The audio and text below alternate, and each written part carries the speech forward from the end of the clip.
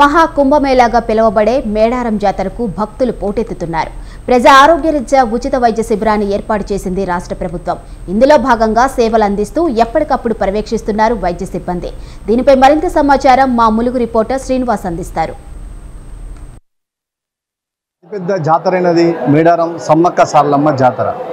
దానికి ప్రభుత్వం అన్ని రకాల హంగులతో ప్రజల భక్తుల కోసం సౌకర్యాలు ఏర్పాటు చేయడం జరిగింది. దానిలో వైద్య శాఖకు కూడా 75 లక్షల రూపాయలతోని భక్తులు వచ్చి ఎవరైతే అనారోగ్య పాలైనప్పుడు వాళ్ళకు సేవలు అందించడం కోసం వాళ్ళకు కూడా సకల సదుపాయాలు ఏర్పాటు చేయడం కోసం ప్రభుత్వం కేటాయించింది. వైద్య సదుపాయాల మీద Mulugu district DM and HO doctor Appayya గారు మనతో ఉన్నారు. వారితో మాట్లాడడానికి ప్రయత్నం చేద్దాం. సార్ చెప్పండి, అసలు ఏ విధమైన భక్తులకు సదుపాయాలు చేస్తున్నారు? అంటే వచ్చిన భక్తులకు అనారోగ్యంతో కారణమైన ఎక్కడెక్కడ మీరు సెంటర్లు ఓపెన్ చేశారు, ఏ విధంగా దాని సేవలు అందిస్తున్నారు? అసలు మహాఘట్టం ఈ రోజు నుండి మొదలైంది.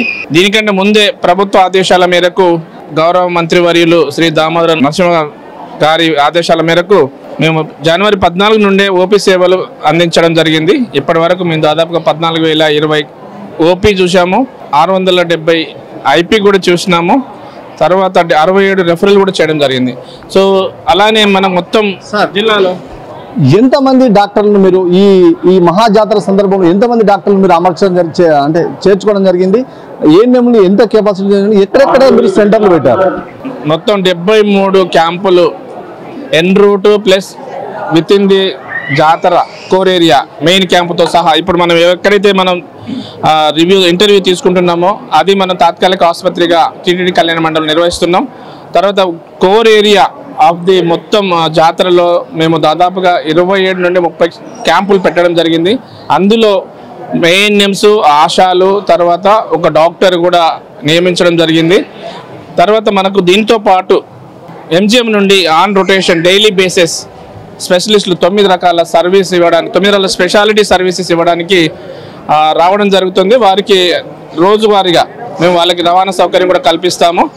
సో అలానే 108 పోయినసారి మనకు బైక్ అంబులెన్స్ 12 ఉండే, ఈసారి 40 బైక్ అంబులెన్స్ పెట్టడం జరిగింది. 16 పోయినసారి 108, 16 ఈసారి కూడా అంతే. సో ఇప్పటికీ మేమైతే సేవలు అందిస్తున్నాం. చూసారు కదా, ఎక్కడైనా ఏదో ఉన్నా కూడా అంబులెన్స్లు తక్షణమే అందుబాటులో ఉన్నాయి. చాలా సెంటర్లు కూడా మేము ప్రజల భక్తుల సందర్శనార్థం ఎటువంటి అనారోగ్యం గురైనా మేము తక్షణమే తీసుకున్న అంబులెన్స్ కూడా ఏర్పాటు చేయడం జరిగింది. అన్ని రకాల మందులు ప్రభుత్వం మాకు కేటాయించడంతో ప్రజలకు ఎక్కడ కూడా ఆటంకం జరగకుండా చూస్తున్నామని చెప్పేసి డాక్టర్ డిఎంఎండ్హెచ్ఓ డాక్టర్ అప్పయ్య గారు మనతో మాట్లాడడం జరిగింది.